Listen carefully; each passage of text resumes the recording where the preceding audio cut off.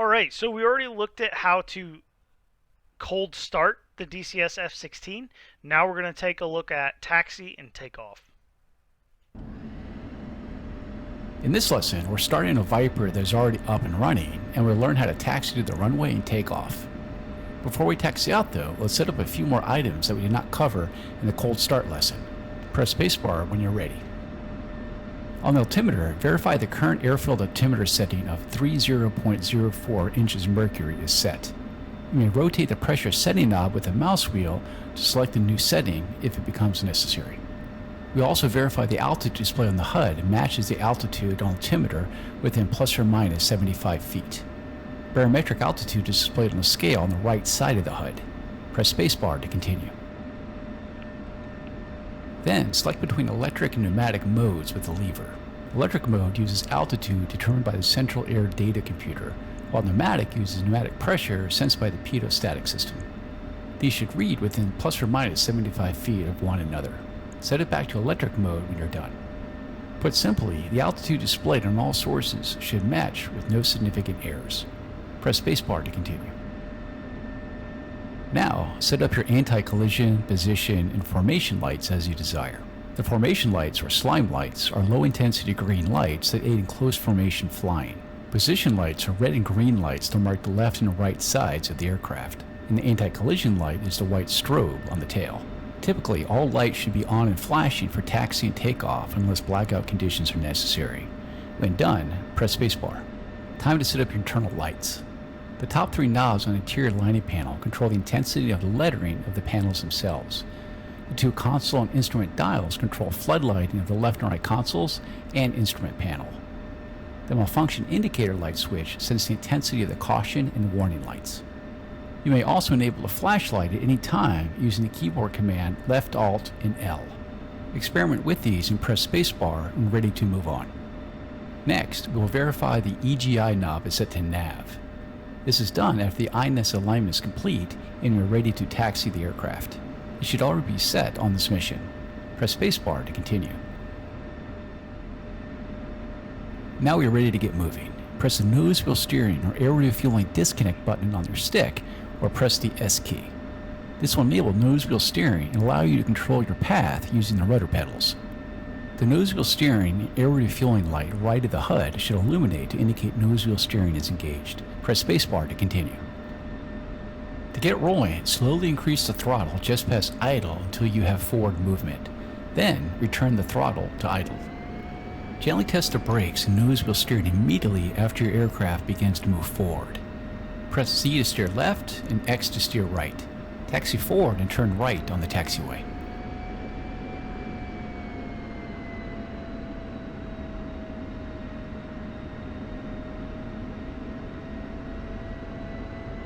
Okay, now we're on our way. Max taxi speed in F-16 is about 30 knots, but be sure to slow down to about 10 knots for turns. Heat may build up quickly if the brakes are used for an extended period, so do not ride the brakes to control taxi speed. Use one firm application of the toe brakes to slow the aircraft if you need to. Keep the throttle to idle and only advance it if you need to speed up. Let's turn left and hold short of the runway. Come to a stop as you approach the runway and we'll make sure the aircraft is ready for takeoff. So what they don't tell you is that you can check your speed by hitting list 6, the INS page. Your ground speed is actually right down there in the corner.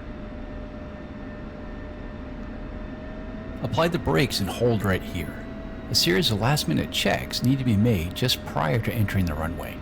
Some airfields have arm de-arm areas you may be temporarily parked at to keep the aircraft clear of other traffic. You may also perform these checks while parked on the taxiway as we are now. Press spacebar to continue. First, set the probe heat switch to probe heat. This should be done at least 2 minutes prior to takeoff if icing conditions exist. Delay selection of probe heat as long as possible prior to takeoff if icing is not expected to prevent overheat and damage to probe components. Next, verify the Alt flap switch is set to normal. Then, just inboard the manual trim panel, check the needles on the trim indicators are centered. This is the final verification the trim settings are correct for takeoff and have not been inadvertently changed. Center them if you need to using the trim knobs or the trim controls on your stick. Press spacebar to continue. Now, verify the engine control switch is set to pry and the guard is down. Verify your speed brakes are closed and the canopy is closed and locked. The yellow handle should be down and the canopy warning light on the right eyebrow should be off. Press spacebar to continue. Set the store's configuration switch as required. In general, set Cat 1 for air-to-air loadouts without external wing tanks. Set Cat 3 for air-to-ground loadouts or any loadouts with external wing tanks. We have external fuel tanks and air-to-ground stores loaded, so set it to Cat 3. Press spacebar to continue. Next, we'll verify the external fuel tanks are feeding. Set the fuel quantity select knob to external wing and check the quantity. Wing external tanks should feed first and have lower quantity than at engine start, somewhere just below 2,400 pounds. If a centerline external tank were installed, it would feed first and we have to check its quantity instead. Press spacebar to continue. Set the fuel quantity select knob to internal wing and check the quantity. The internal wing tanks are fed from the externals and should be full, or about 550 pounds. Press spacebar to continue.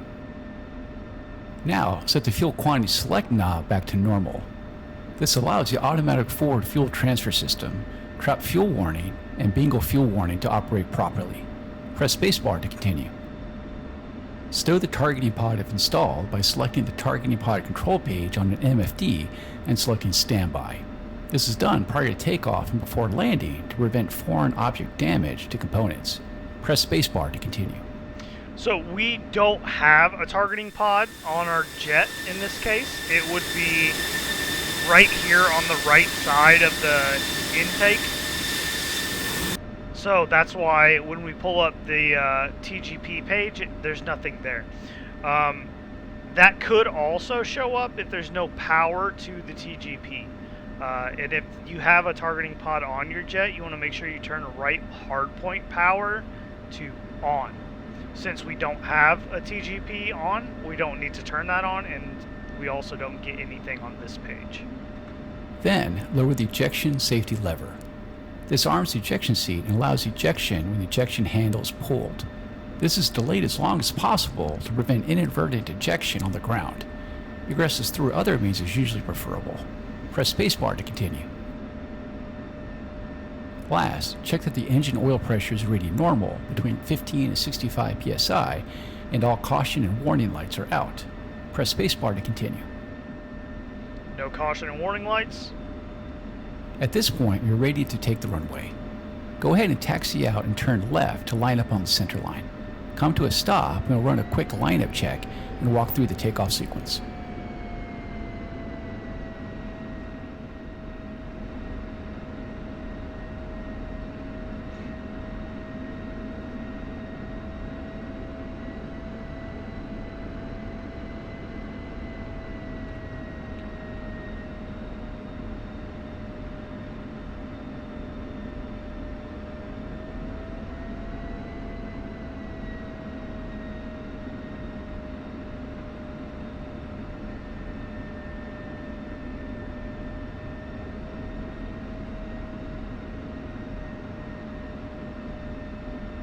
Okay, roll forward until you're lined up with the runway and hold the brakes.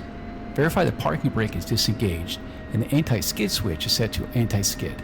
This will prevent the brakes from locking up and blowing your tires if you need to abort the takeoff and come to a stop quickly. Press spacebar to continue. This is going to go quickly, so I will describe the entire sequence, then we will run through it step by step. First comes the lineup check. You will keep the brakes held, run the engine up to 90% RPM, and check for normal indications on your engine instruments. You will release the brakes, increase throttle to full, and engage the afterburner. Maintain track down the runway using the rudder pedals, ZNX. You will disengage the nose wheel steering about 70 knots when the rudder becomes effective. As you approach your takeoff speed, about 170 knots in this case, pull gently back on the stick to raise the nose about 10 degrees. You can use the gun cross and the pitch ladder in the HUD as a guide. The aircraft will become airborne and start to climb. Raise the landing gear while still below 300 knots and then continue to fly the aircraft along the runway heading.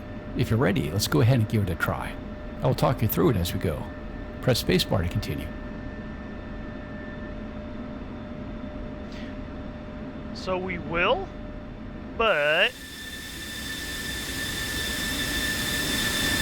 I think we have a C-130 that's about to take off from the other end of the runway.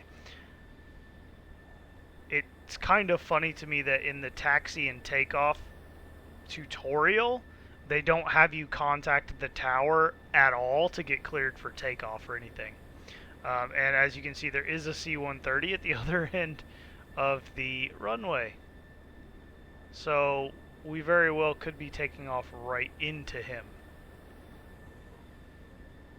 I'm trying to let him take off first, but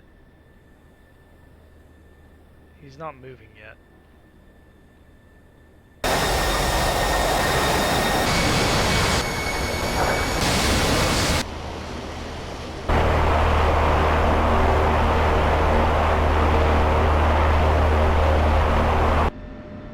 Okay, let's do it. Okay, hold the brakes, W, and advance the throttle to 90% RPM.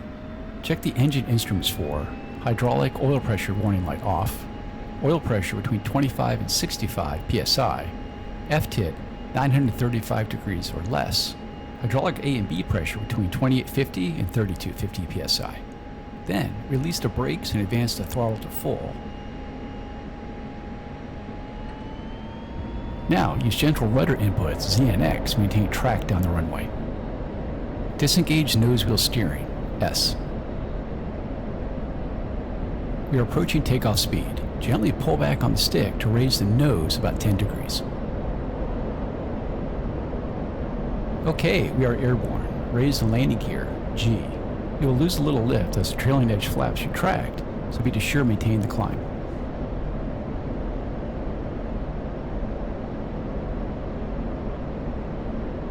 Now, maintain your current heading and reduce throttle slightly.